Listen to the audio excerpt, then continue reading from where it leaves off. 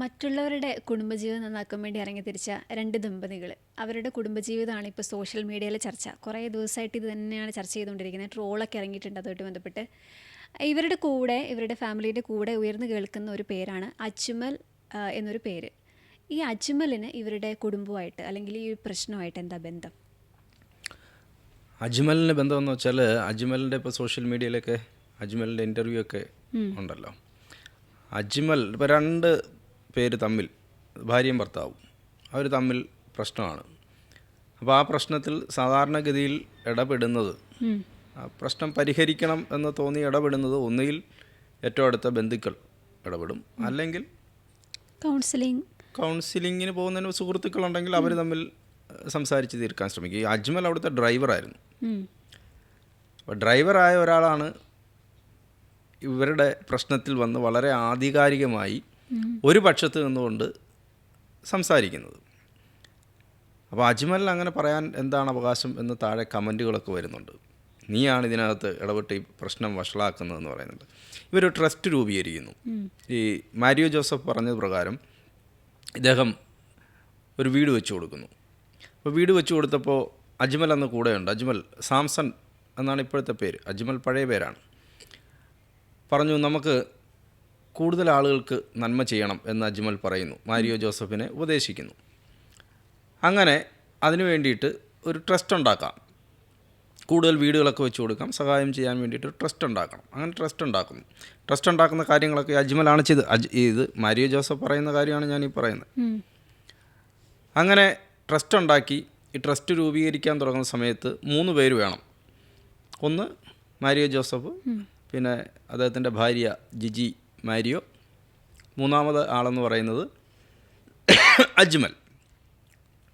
അപ്പോൾ ജിജി മാരിയോ പറഞ്ഞു അജ്മലിനെ പറ്റില്ല, ഡ്രൈവറാണ്, ഈ ഡ്രൈവറിന് ഈ വീട്ടിലെന്താ കാര്യം എന്ന് ചോദിച്ചു. ശരി, അപ്പോൾ പിന്നെ ആരെന്ന് ചോദിച്ചാൽ പറഞ്ഞു കുടുംബക്കാരുണ്ടല്ലോ, അപ്പനും അമ്മയൊക്കെ ഉണ്ട്, അവരെ ആക്കാം. അപ്പോൾ ഇതുമായിട്ട് ചെന്നപ്പോൾ പറഞ്ഞു ഇതൊരു കുടുംബ ട്രസ്റ്റായി പോകും, ഒരു സോഷ്യൽ ട്രസ്റ്റ് ആകണമെങ്കിൽ ഒരാളും കൂടെ വേണം, വേറെ പുറത്തുനിന്ന് ആൾ വേണം. അപ്പോൾ പറഞ്ഞു അങ്ങനെയാണെങ്കിൽ അജ്മലിനെ ആക്കാമെന്ന് മാരിയോ ജോസഫ് വീണ്ടും പറയുന്നു. അപ്പോൾ സമ്മതിക്കുന്നില്ല. അങ്ങനെ ജിജി മാരിയോടെ ഏറ്റവും അടുത്ത ആളിനെ ഈ ട്രസ്റ്റിൻ്റെ ഭാഗമാക്കുന്നു. അങ്ങനെ ട്രസ്റ്റ് ഫിലോക്കാലിയ, ആ ട്രസ്റ്റ് പ്രവർത്തിക്കുന്നു. പിന്നീട് ഫിലോക്കാലിയയുടെ നേതൃത്വത്തിൽ 200ഓളം വീടുകൾ അവർ വെച്ചു കൊടുക്കുന്നു. സോഷ്യൽ മീഡിയയിൽ കുറേ അധികം വീഡിയോസ് ഇവരുടേതായി വരുന്നു. എല്ലാം ദൈവത്തെ കൂട്ടുപിടിച്ചുള്ളതാണ്. ദൈവത്തെ മുൻനിർത്തിയുള്ള ഒരു ധ്യാനം ദമ്പതികളെ ഒരുമിപ്പിക്കുന്നു. ഇതിനകത്ത് പ്രശ്നം എന്താണെന്ന് വെച്ചാൽ എല്ലാ വീടുകളിലും ഭാര്യ ഭർത്താക്കന്മാർ തമ്മിൽ പ്രശ്നങ്ങളുണ്ട്. അതിനകത്ത് സോഷ്യൽ സ്റ്റാറ്റസ് ഒന്നും ഒരു പ്രശ്നമില്ല, 2 മനുഷ്യരാണ്. അത് ആ സാഹചര്യം അനുസരിച്ചാണ് വഴക്കുണ്ടാകുന്നത്. ചിലർ ആ വഴക്കിനെ ഒരു ദിവസത്തിനപ്പുറം നീട്ടിക്കൊണ്ടുപോകില്ല.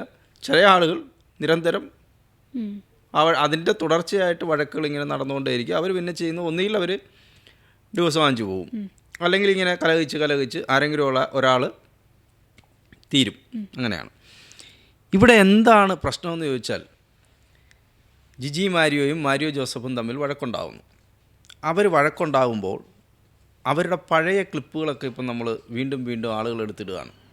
പണ്ട് ഇതൊക്കെ നമ്മൾ കാണുമ്പോൾ, ഞാനിത് സ്ഥിരമൊക്കെ കാണുകയും ചെയ്യും. ഒന്നാമത് ജിജി മാരിയോയുടെ പ്രസംഗത്തിൻ്റെ ടോൺ ഒരു വേണമെങ്കിൽ നമുക്ക് ആർട്ടിഫിഷ്യൽ എന്ന് പറയാം. സാധാരണ ഒരാൾ സംസാരിക്കാത്ത രീതിയിലുള്ള ഒരു ടോണിലാണ് ജിജി മാരിയോ ക്ലാസ് എടുക്കുകയും പ്രസംഗിക്കുകയൊക്കെ ചെയ്യുന്നത്. വലിയ ട്രോളൊക്കെ ആവുകയും ചെയ്തിട്ടുണ്ട്. തമ്പുരാനെ കൈവിടല്ലേ എന്ന് പറയുന്ന അത് ഇങ്ങനെ ട്രോളന്മാർ 1 വർഷം മുമ്പാണ്. അപ്പോൾ ഈ പ്രശ്നം ഒക്ടോബർ 25-നാണ് നടക്കുന്നത്. ഇവർ 9 മാസമായി ഒരുമിച്ചല്ല താമസം. നമ്മളൊരു കാര്യം ചെയ്യുമ്പം നമ്മളെല്ലാം മനുഷ്യരാണ്, നമുക്ക് തെറ്റുകളൊക്കെ പറ്റും, തെറ്റുകളും കുഴപ്പങ്ങളും ഒക്കെ ഉണ്ട്. പക്ഷേ നമ്മളൊരു 50% അക്കാര്യത്തിൽ സിൻസിയറായിരിക്കണം. നമുക്ക് 50% എങ്കിലും സിൻസിയർ അല്ലാത്ത ഒരു കാര്യത്തെക്കുറിച്ച് പിന്നെ നമ്മൾ വന്ന് പൊതുസമൂഹത്തിൽ പറയാൻ പാടില്ല. ഇവർക്ക് പറ്റിയത്, ഇവർ ഈ 9 മാസമായി വെവ്വേറെ താമസിക്കുന്ന 2 പേരാണ്. ഒരുപാട് സമ്പത്ത് വന്നു ഫിലോക്കാലിയ ട്രസ്റ്റിൻ്റെ പേരിൽ. ഇതിലേക്ക് വരാം. അപ്പോൾ ഒരുപാട് സമ്പത്ത് വന്നു. അതിപ്പോൾ നമ്മളായാലും ഒരുപാട് കാശ്, ഇപ്പം ഈ ഡിസംബറിൽ ജനുവരിയിൽ നമ്മുടെ ക്രിസ്മസ് ബമ്പർ വരുവാണ്. ഇപ്പോൾ 5 അടിച്ചെന്ന് വിചാരിക്കുക. ലോട്ടറി അടിച്ചെന്ന് വിചാരിക്കുക, ഇത് വലിയൊരു തുക കിട്ടുകയല്ലേ. അപ്പോൾ ഈ അതുവരെ നമുക്ക് കിട്ടിയതുപോലല്ലോ. അപ്പോൾ ഇത് ഈ ക്യാഷിനെ എങ്ങനെ മാനേജ് ചെയ്യണം എന്നറിയാൻ പറ്റാതെ വരും. അത് മാത്രമല്ല, നമുക്ക് ആ തുക മാത്രമേ വരുന്നുള്ളൂ, പിന്നീട് അതിൻ്റെ പലിശ കിട്ടും, അല്ലെങ്കിൽ നമ്മളത് വെച്ചിട്ട് എന്തെങ്കിലും ബിസിനസ് ചെയ്യും. ഇതങ്ങനെയല്ല. ഈ ട്രസ്റ്റിലേക്ക് ധാരാളം പണം പല രാജ്യങ്ങളിൽ നിന്നുൾപ്പെടെ വരികയാണ്. അപ്പോൾ ഈ പണം എന്ത് ചെയ്യണം? പണം ഇങ്ങനെ വന്നു തുടങ്ങിയപ്പോഴാണ് വിഷയങ്ങളാണ്. ഫിലോക്കാലിയ ട്രസ്റ്റ് ഈ മാരിയോ ജോസഫിൻ്റെ നേതൃത്വത്തിൽ സമാന്തരമായി മറ്റൊരു കമ്പനി രൂപീകരിക്കുന്നു. അത് പറ്റില്ല എന്ന് ജിജി മാരിയോ പറയുന്നു. പക്ഷേ അതിനകത്ത് പറയുമ്പോഴും ഒരു കാര്യമുള്ളത്, പലപ്പോഴും വളരെ കൃത്യമായി കാര്യങ്ങൾ വന്ന് വിശദീകരിക്കുന്നത് ഈ മാരിയോ ജോസഫാണ്. നമ്മൾ ഇൻ്റർവ്യൂസ് എല്ലാം കാണുമ്പോൾ അറിയാം, അതിനകത്തെല്ലാം കൃത്യമായി വന്ന് വിശദീകരിക്കുന്നത്, കാര്യകാരണ സഹിതം വന്ന് പറയുന്നത് ഈ പ്രശ്നത്തിൻ്റെ അടിസ്ഥാന കാരണം എന്താണ്. പിന്നെ അദ്ദേഹം ഭാര്യയെ ഒരിക്കലും അങ്ങനെ പറയാൻ പാടില്ല. കാരണം ദമ്പതികൾ, നിങ്ങളെങ്ങനെ ഭർത്താവിനെ സ്നേഹിക്കണം, നിങ്ങളെങ്ങനെ ഭാര്യയെ സ്നേഹിക്കണം. ഈ ജിജി മാരിയോ പറഞ്ഞ ഒരു കാര്യമുണ്ട്, ഈ ഭർത്താവ് തലയാണ്. ഭർത്താവ് തലയാണെങ്കിൽ ഭാര്യ കഴുത്താണ്. അപ്പോൾ തല ഉയർത്തി, ഇപ്പോൾ ഈ കഴുത്ത് തീരുമാനിക്കും തല എങ്ങനെ ഇരിക്കണമെന്ന്. അതായത് ഭർത്താവിൻ്റെ തല ഉയർന്നിരിക്കണമെങ്കിൽ ഭാര്യയാകുന്ന കഴുത്ത് തീരുമാനിക്കണം. ഇനി ഭർത്താവിൻ്റെ തല താണിരിക്കണമെങ്കിലും ഈ കഴുത്ത് തീരുമാനിക്കും. അങ്ങനെ ഒരു പ്രസംഗമുണ്ട്. അപ്പോൾ അതായത് രണ്ടർത്ഥത്തിലെടുക്കാം. ഒന്ന്, കൺട്രോൾ മുഴുവൻ ഭാര്യയുടെ കയ്യിലാണെന്ന് പറയാം. അല്ലെങ്കിൽ അഭിമാനത്തോടെ തൻ്റെ ഭർത്താവിനെ നിവർന്നു നിൽക്കാൻ ഭാര്യ വിചാരിച്ചാൽ സാധിക്കും എന്ന് പറയാം. അവർ ആ പോസിറ്റീവ് അർത്ഥത്തിലാണ് പറഞ്ഞത്. പക്ഷേ അതിപ്പോൾ വലിയ ട്രോളാണ്. അപ്പോൾ ഇങ്ങനെയൊക്കെ പറയുന്ന ആളുകൾ, അതുപോലെ തന്നെ മാരിയോ ജോസഫും ഉണ്ട്. മാരിയോ ജോസഫിൻ്റെ ഒരു പ്രസംഗമുണ്ട്, ജിജിയെ കണ്ടില്ലായിരുന്നെങ്കിൽ എന്നെ ഇത്രയധികം മോട്ടിവേറ്റ് ചെയ്തത് ജിജിയാണ് എന്നൊക്കെ പറഞ്ഞ്. സ്വാഭാവികമാണ്, അത് അന്നത്തെ സമയത്ത് മോട്ടിവേറ്റ് ചെയ്തിട്ടുണ്ട്. അവർ സ്നേഹിച്ച് കല്യാണം കഴിച്ച രണ്ടുപേരാണ്. മറ്റൊരു മതത്തിൽ നിന്ന് വന്ന ആളാണ് മാരിയോ ജോസഫ്. പിന്നീട് അദ്ദേഹം ക്രിസ്ത്യാനിയാകുമായിരുന്നു. അപ്പോൾ അങ്ങനെയൊക്കെ ഉണ്ട്. പക്ഷേ ഇതൊന്നും പൊതുസമൂഹത്തിലേക്ക് ഈ ഒക്ടോബർ 25 ഈ ട്രസ്റ്റിൻ്റെ പേരിലുള്ള തർക്കമാണ്. ട്രസ്റ്റിൻ്റെ പേരിലുള്ള തർക്കം എന്ന് പറയുമ്പോഴത്തേക്ക് സമ്പത്ത് മുഴുവൻ, പണം മുഴുവൻ പുതിയ കമ്പനി രൂപീകരിച്ച മാരിയോ ജോസഫിലേക്ക് പോകുന്നു. ജിജി മാരിയോ നോക്കുമ്പോൾ അക്കൗണ്ട് ശൂന്യം, ഒന്നും വരുന്നില്ല. What happened? എന്താണ് സംഭവിച്ചത്? ഒന്നും അറിയാൻ പോയി. അങ്ങനെ നോക്കിയപ്പോഴാണ് എല്ലാ കാശും ആളുകൾ മാരിയോ ജോസഫിൻ്റെ ട്രസ്റ്റിലേക്ക് അയച്ചു കൊടുക്കുകയാണ്, കമ്പനിയിലേക്ക് അയക്കുകയാണ്. കമ്പനി രൂപീകരിച്ച് അതിൻ്റെ തർക്കമാണ്, അങ്ങോട്ടാണ് പോകുന്നത്. അങ്ങനെ ഇവർ ഇത് തർക്കം തീർക്കാൻ വേണ്ടിയിട്ടാണ് ജിജി മാരിയോ ഒക്ടോബർ 25 ചില നമുക്കെല്ലാം അറിയാവുന്ന ഇപ്പോൾ ഒരു ചരിത്ര സംഭവം പോലെയുള്ളൊരു സംഭവം ആയതുകൊണ്ട് തന്നെ അതിൻ്റെ വിശദാംശങ്ങളിലേക്ക് പോകുന്നില്ല. അങ്ങനെ അവിടെ ചെല്ലുന്നത്, അവിടെ ചെന്ന് കൂട്ടയടിയായി, തലയ്ക്കടിച്ചു. സെറ്റ് ബോക്സ് വെച്ച് തലയ്ക്കടിച്ചു. പിന്നീട് മാരിയോ ജോസഫ് പറഞ്ഞ അവിടെ TV ഇല്ല, അതുകൊണ്ട് അങ്ങനൊരു സാധനം ഇല്ല എന്നാണ്. പിന്നീട് പറയുന്നത് ക്യാമറയുടെ DVR വെച്ചടിച്ചു എന്നാണ് ജിജി മാരിയോ പിന്നീട് പറഞ്ഞത്. അപ്പോൾ എന്തായാലും നേരെ അവർ കേസ് കൊടുത്തു. ഇവരെ മാന്തി, ഇവരെ കടിച്ചു എന്നൊക്കെ പറഞ്ഞിട്ട് കേസ് കൊടുത്തു. ഒരിക്കലും അങ്ങനെ കേസ് കൊടുക്കാൻ പാടില്ലായിരുന്നു. നേരത്തെ തന്നെ മാരിയോ ജോസഫ് ഒരു കേസുമായിട്ട് പോയായിരുന്നു. മാരിയോ ജോസഫ് ജിജി മാരിയോ കുത്താൻ ചെന്നു. കുത്തി ഈസ്റ്റർ ദിനത്തിൽ. അവർ പരസ്പരം പല ആരോപണങ്ങളും ഉന്നയിക്കുന്നുണ്ട്. അപ്പോൾ കുത്തി അങ്ങനെ പോലീസിൽ ചെന്നപ്പോൾ പോലീസ് പറഞ്ഞു, നിങ്ങൾ ഇത്രയും വളർന്നു വരുന്ന ആളുകളാണല്ലോ, കാരണം പോലീസ് ഇതൊക്കെ കാണുന്നതാണല്ലോ. പല പോലീസുകാരുടെയും അവർ ഈ വീഡിയോ കണ്ടിട്ട് പലരും ഇവരെ പോലെ ആയിരുന്നെങ്കിൽ. വിവാഹിതരായ രണ്ടുപേർ വിചാരിക്കുകയാണ്, ഈ ദമ്പതികൾ വന്നിട്ട് പറയുകയാണ്, ഈ പറയുന്ന കണ്ടിട്ട് അതുപോലെ നമുക്കും ജീവിക്കാൻ പറ്റിയായിരുന്നെങ്കിൽ എന്ന് ചിന്തിക്കുന്ന ആളുകളാണ്. അപ്പോൾ അവർ നോക്കിയപ്പോൾ അവർ പറഞ്ഞു, പോലീസ് പറഞ്ഞു, നിങ്ങൾക്ക് ഒരു സമൂഹത്തിൽ ഒരു നിലയും വിലയൊക്കെ ഉള്ള ആളുകളാണ്, നിങ്ങളിപ്പോൾ കേസിന് പോയാൽ വലിയ വാർത്തയൊക്കെ ആവും, അത് നിങ്ങളെ തന്നെ ബാധിക്കും, നിങ്ങൾ വളർന്നു വരുന്ന ആളുകളാണ്, അതുകൊണ്ട് ഒഴിവാക്കാൻ പറഞ്ഞ് അങ്ങനെ ഒഴിവാക്കിയിട്ടാണ് പിന്നീട് ഈ ഒക്ടോബർ 25 എനിക്ക് പെട്ടെന്ന് ശിപായി ഇലകൾ, പണ്ട് സ്കൂളിൽ പഠിക്കുമ്പോൾ നമ്മൾ പഠിക്കുക ശിപായി ഇലകളാണ്, അന്നേരം പ്ലാസി യുദ്ധം, ഇങ്ങനെയൊക്കെ ഡേറ്റ് പഠിച്ചു വയ്ക്കണം ഹിസ്റ്ററി പഠിക്കുമ്പോഴേ. അതുപോലെയാണ് ഈ ഒക്ടോബർ 25 ആ ദിവസമാണ് ഈ സംഭവം നടക്കുന്നത്. നേരെ കേസിന് പോയി. അപ്പോൾ ഇവർ ചിന്തിക്കണ്ടേ, നമ്മൾ ഇത്രയും വേദികളിൽ വന്ന് ഇത്രയും ആളുകൾക്കിടയിലേക്ക് വന്ന് പ്രസംഗിക്കുകയൊക്കെ ചെയ്യുന്ന രണ്ട് പേര് ചിന്തിക്കേണ്ട ഒരു കാര്യം, ഇത് വാർത്തയാകും. പിന്നീട് ഇവർക്ക് ഒരിടത്ത് പോയി ഇങ്ങനെ പ്രസംഗിക്കാൻ പറ്റുമോ? നിങ്ങളിങ്ങനെ ജീവിതം നയിക്കണം, മാതൃകാ ജീവിതം നയിക്കേണ്ടത് ഈ പരിക്ക് പറ്റിയ ആൾ എന്ന് പറയുക, അവരുടെ ഒരു പ്രത്യേക ടോണുണ്ട്. അപ്പോൾ ആ പരിക്ക് പറ്റിയ ആൾ ചെന്ന് പറഞ്ഞാൽ പിന്നെ ആളുകൾ കേൾക്കുമോ? അതാണ് ഞാൻ പറഞ്ഞത്. അപ്പോൾ അവിടെയാണ് ഈ അജ്മൽ. അതിനുശേഷം നമ്മൾ ഒരാളെ കാണുകയാണ് ഈ സംഭവത്തിന് ശേഷം. അപ്പോൾ മാരിയോ ജോസഫിനെതിരെ കേസെടുക്കുന്നു.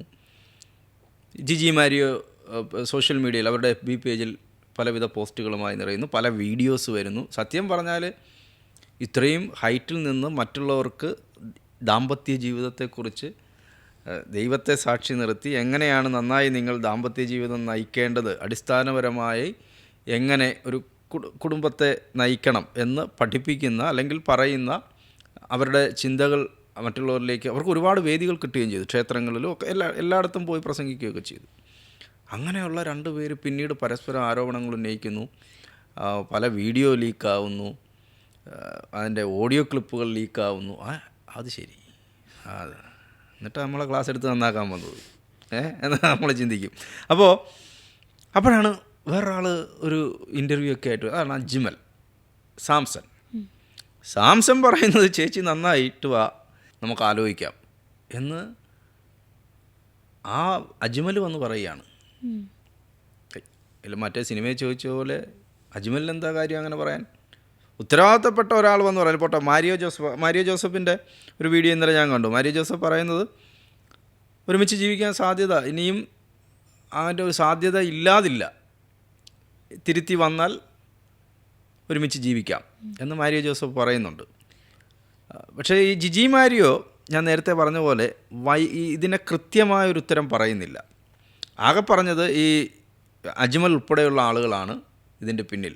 എൻ്റെ ഭർത്താവിനെ, എൻ്റെ ചേട്ടനെ അവർ ഹൈജാക്ക് ചെയ്ത് വെച്ചിരിക്കുകയാണ്, അവർ വിട്ടുതരുന്നില്ല എന്ന് പറയുന്നു. ഇദ്ദേഹം പറയുന്നു അങ്ങനെയൊന്നുമല്ല, എന്നെ ഈസ്റ്റർ ദിനത്തിൽ കത്തി എടുത്ത് വെച്ച് കുത്തി, മാരകമായ പരിക്കേറ്റു, ഞാൻ എങ്ങനെയെങ്കിലും ഓടി രക്ഷപ്പെടുമായിരുന്നു എന്നാണ് മാരിയോ ജോസഫ് പറയുന്നത്. അപ്പോൾ ഈ രണ്ട് പേർക്കിടയിലേക്ക് മൂന്നാമതൊരാൾ കടന്നു വരുമ്പോൾ ഉള്ള പ്രശ്നം, ഇവർ ഇത്രയും അധികം ദമ്പതികൾക്ക് ധ്യാനം നടത്തിയ ആളുകളാണ്. മനസ്സിലായോ ഞാൻ പറയുന്നത്? മനസ്സിലാകുന്നുണ്ടോ? അതായത് നമ്മൾ ചെന്ന് കേട്ടിരിക്കുകയാണ്. അപ്പോൾ ഇവരുടെ പ്രശ്നം പരിഹരിക്കുക ഇവർക്ക് രണ്ടുപേർക്കും പറ്റുന്നില്ലെന്ന്.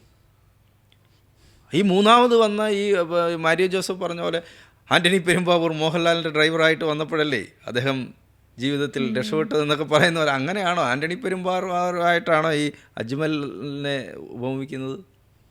അങ്ങനെയല്ലല്ലോ. രണ്ടുപേരുടെ പ്രശ്നത്തിൽ ഇവർ മറ്റുള്ള സാധാരണ പോലെയുള്ള ആളുകളല്ല. ഇവർക്ക് മറ്റുള്ളവരുടെ ദാമ്പത്യത്തെ നന്നാക്കുന്നതിന് ക്ലാസ് എടുത്ത ആളുകൾക്ക് ഇവരുടെ പ്രശ്നം പരിഹരിക്കാൻ അജ്മലിനെ പോലെ ഒരാൾ വന്ന് ഇടയ്ക്ക് നിന്ന് സംസാരിക്കേണ്ട കാര്യമില്ലല്ലോ. അവർക്ക് തമ്മിൽ പറഞ്ഞു തീർക്കാൻ പോയാൽ ഇതുപോലെ തലക്കടി കിട്ടും. അതുകൊണ്ടാണ് അവർ പറഞ്ഞു തീർക്കാൻ പോകാത്തത്. അത് അവർക്കറിയാം. അത് മൊത്തത്തിൽ പറ്റിക്കുകയായിരുന്നു ആളുകളെ. സമ്പത്തുണ്ടാക്കുക, പല വഴി കൂടെ നമുക്ക് സമ്പത്തുണ്ടാക്കാം. നമ്മുടെ സ്കില്ലെന്ന് പറയുന്നത്, ഇപ്പോൾ നമുക്ക് ഇപ്പോൾ അഞ്ജനയ്ക്ക് പാട്ട് പാടാൻ കഴിവുണ്ടെങ്കിൽ ആ ഒരു പ്രൊഫഷനിലേക്ക് അഞ്ജനയ്ക്ക് പോകാം. അഞ്ജനയ്ക്ക് പോയാൽ അവിടെ മികവ് തെളിയിച്ചാൽ സ്വാഭാവികമായിട്ടും നല്ല ഗായികയാണെങ്കിൽ അതിനനുസരിച്ച് നമ്മൾ പ്രോഗ്രാമിനോ അല്ലെങ്കിൽ നമ്മൾ സിനിമയിൽ പാടുകയാണെങ്കിൽ നമുക്ക് കാശ് കിട്ടും. പല വഴികളുണ്ട്. അപ്പോൾ ഇത് അവർക്ക് നന്നായി സംസാരിക്കാനറിയാം. അപ്പോൾ ഈ സംസാരിക്കാനറിയാവുന്നുണ്ട്. അത് മാത്രമല്ല, ഈ ദമ്പതി ധ്യാനം നടത്തുന്ന ഇപ്പോൾ പുരോഹിതന്മാരൊക്കെ നടത്തും, അതിനപ്പുറം ഇങ്ങനെയുള്ള ആളുകൾ വളരെ വളരെ കുറവാണ്. പ്രത്യേകിച്ച് രണ്ട് ദമ്പതികൾ വന്ന് നടത്തുകയാണ്, അത് വളരെ കുറവാണ്. അപ്പോൾ ഇത് കൊള്ളാം, സംഗതി നല്ല രസമുണ്ട്. പക്ഷേ വീട്ടിൽ വന്നാൽ ഇവർ തമ്മിൽ അടിക്കുക, അതാണ് പ്രശ്നം. അതുകൊണ്ടാണ് ആളുകൾ ഇങ്ങനെ ചർച്ച ചെയ്യുന്നത്. നിങ്ങൾ രണ്ടും വീട്ടിൽ കിടന്ന് അടിയുണ്ടാക്കിയിട്ട് പിറ്റേന്ന് രാവിലെ മൈക്കിൻ്റെ മുമ്പിൽ എന്ന് വെച്ച് പറയുകയാണ്, എൻ്റെ ചേട്ടായി വന്നതിന് ശേഷമാണ്, എൻ്റെ ചേട്ടായി അങ്ങനെയാണ്. ഇപ്പുറത്ത് പറയുകയാണ് ജിജി വന്നതിന് ശേഷമാണ്. അത് അദ്ദേഹത്തിൻ്റെ ഒരു സോഫ്റ്റായിട്ടുള്ള ശബ്ദം. പുള്ളിക്കാരത്തി വേറൊരു ചിന്തിക്ക് എന്നൊക്കെ പറയുന്ന ചിന്തിക്ക് വേറൊരു ടോൺ. അവർ എനിക്ക് ആർട്ടിഫിഷ്യൽ സാധനം, അത് പോട്ടെ, അത് അവരുടെ രീതി ശൈലിയാണെന്ന് നമുക്ക് അതിനകത്ത് പറയാനൊന്നുമില്ല. പക്ഷേ അടിസ്ഥാനപരമായ പ്രശ്നം, മൂന്നാമതൊരാൾ കടന്നു വന്നപ്പോൾ അയാളെ നിയന്ത്രിക്കാനോ അല്ലെങ്കിൽ അയാളല്ല നമ്മുടെ കാര്യങ്ങൾ തീരുമാനിക്കേണ്ടത്, നമ്മൾ രണ്ടുമാണ്. കാരണം നമ്മൾ ഇതുപോലെ പോയി മറ്റുള്ളവരെ നന്നാക്കാൻ വേണ്ടി വാചകടിക്കുന്ന ആളുകളാണ്. അപ്പോൾ നമുക്ക് നമ്മുടെ പ്രശ്നം പരിഹരിക്കാൻ പറ്റണം. നമുക്ക് നമ്മുടെ പ്രശ്നം പരിഹരിക്കാൻ പറ്റാതെ നമ്മൾ ചെന്നിട്ട് നാട്ടുകാരെ നന്നാക്കാതിരുന്നാൽ നാട്ടുകാരങ്ങനൊന്നും ഇരുന്ന് തരികയല്ല. ചിന്തിക്കുക, എനിക്കതാ പറയാനുള്ളത്, ചിന്തിക്കുക. അപ്പോൾ പിന്നെ പറയാനുള്ളത്, അവരോടും പറയാനുള്ളത്, നിങ്ങൾ ഇനി ക്ലാസ് എടുക്കാൻ വരരുത്. ഇനി അങ്ങനെ ക്ലാസ് എടുക്കാൻ വന്ന ആളുകൾ കേട്ടൊന്നും ഇരിക്കത്തില്ല. അപ്പം മൂന്നാമതൊരാളുടെ കടന്നുവരവിനെ ഒഴിവാക്കാനോ, അല്ലെങ്കിൽ അയാൾ അവിടുത്തെ പ്രിയപ്പെട്ട ആളായിരിക്കാം, പക്ഷേ അങ്ങനെ ഒരാൾക്ക് ഒരു സ്പേസ് ഈ ഒരു വിഷയത്തിൽ ഇടപെട്ട് ഇൻ്റർവ്യൂ കൊടുക്കാനും അതിനെക്കുറിച്ച് പറയാനും എന്നുള്ള ഒരു അവസരം ഉണ്ടാക്കാൻ പാടില്ലായിരുന്നു. മറ്റവരുടെ വിഷയങ്ങളൊക്കെ ഉണ്ട്, അതിലേക്കൊന്നും നമ്മൾ പോകേണ്ട കാര്യമില്ല. അത് മറ്റുള്ളവരെ പറ്റിച്ച്, അങ്ങനെയാണിപ്പോൾ ആളുകൾ പറയുന്നത്, ഞാൻ പറയുന്നതല്ല. അടിസ്ഥാനപരമായ പ്രശ്നം അതാണ്. അതുകൊണ്ടാണ് ആളുകൾ ഇവരെ ഇപ്പോൾ പഴയ വീഡിയോകളെല്ലാം കുത്തിപ്പൊക്കുകയാണ്. എന്നിട്ട് താഴെ കമൻറ്റാണ്, ഈ വീഡിയോ കാണുമ്പോൾ ഇപ്പോൾ ഇപ്പം നമ്മളൊരു ഈ വീഡിയോ അപ്പ് ചെയ്തിരുന്ന സമയമുണ്ടല്ലോ, ഇപ്പോൾ 1 വർഷം മുമ്പോ 2 വർഷം മുമ്പ്, ആ സമയത്തെ കമൻറ്റൊക്കെ നമ്മൾ നോക്കുമ്പോൾ പോസിറ്റീവ് കമൻറ്റുകളാണ്, സത്യമാണ് പറയുന്നത്, ശരിയാണ് എന്നൊക്കെ പറയും. പക്ഷേ ഇപ്പോൾ ഈ അടുത്തുള്ള സമയം എടുത്ത് നോക്കിക്കഴിഞ്ഞാൽ മൊത്തം തമാശകളാണ്. ഇങ്ങനെ എന്തിനാണ് ഞങ്ങളെ ചിരിപ്പിക്കുന്നത് എന്നൊക്കെ പറഞ്ഞിട്ട് കുറേ കമൻറ്റുകളുണ്ട്. ഞാൻ കമൻറ്റൊന്നും വായിക്കുന്നില്ല. അപ്പോൾ വൈകാരികമായ പ്രതികരണം നടത്താതെ കൃത്യമായിട്ട് എന്താണ് നിങ്ങൾക്കിടയിൽ സംഭവിച്ചത് എന്ന് പൊതുസമൂഹത്തിന് അറിയാൻ താല്പര്യമുള്ളത് എന്തുകൊണ്ടാണെന്ന് വെച്ചാൽ, നിങ്ങൾ പൊതുസമൂഹത്തിനെ നന്നാക്കാൻ വേണ്ടി ഇറങ്ങിയ 2 പേരായതുകൊണ്ടാണ്. അല്ലെങ്കിൽ നമ്മുടെ നാട്ടിൽ എത്രയോ വിഷയങ്ങൾ ഭാര്യയും ഭർത്താവും തമ്മിൽ നടക്കും, നമുക്കെന്ത് കാര്യം? അത് അവരുടെ വീട്ടുകാര്യം. അവരാരും നമ്മളെ നന്നാക്കാൻ നാളെ തൊട്ട് ഞങ്ങളെപ്പോലെ കുടുംബജീവിതം നയിക്കണമെന്ന് ഭയങ്കര അടി നടത്തി വെച്ച് ആശുപത്രിയിൽ പോയിട്ട് വന്നിട്ട് പറയുക നമ്മളെപ്പോലെ കുടുംബജീവിതം നയിക്കുക എന്ന് പറഞ്ഞാൽ ആരെങ്കിലും കേൾക്കും. അപ്പോൾ അത് അവരാരെയും നന്നാക്കാൻ വരുന്നില്ല, ഇത് നന്നാക്കുകയാണ്, ധ്യാനം നടത്തുകയാണ്. അപ്പോൾ അതുകൊണ്ട് ധ്യാനനിമഗ്നമായി കുറച്ച് നേരം ചിന്തിച്ചതിന് ശേഷം ഇതിനെന്താണ് ഒരു പരിഹാരമെന്ന് 2 പേരും സ്വസ്ഥമായി, അതും പറയുന്നുണ്ട്. അതൊക്കെ ഞാൻ ഏതോ വീഡിയോയിൽ കണ്ടു. വളരെ സ്വസ്ഥമായിട്ട് കുറേ നേരം ഇരിക്കണം, ഇങ്ങനെയൊക്കെ പ്രശ്നങ്ങൾ വരുമ്പോൾ സ്വസ്ഥമായും ശാന്തമായും ഇരിക്കണം. അതിനുശേഷം ഞാൻ ചോദിക്കുന്ന അവിടെ ചെന്ന് ഈ അടി കിട്ടിയ സമയത്ത് സ്വസ്ഥമായി ശാന്തമായി ഇരുന്നായിരുന്നെങ്കിൽ ഈ അടി കിട്ടുമോ എന്നാണ് ഞാൻ ചോദിക്കുന്നത്. ഈ കത്തിക്ക് കുത്താൻ പോവും. അപ്പോൾ ഇങ്ങനെ മനുഷ്യനെ മൊത്തത്തിൽ അല്ല, ഇത് എന്ത് ഈ രാജ്യത്ത് നടക്കുന്നത്? ശരി, ഓക്കെ.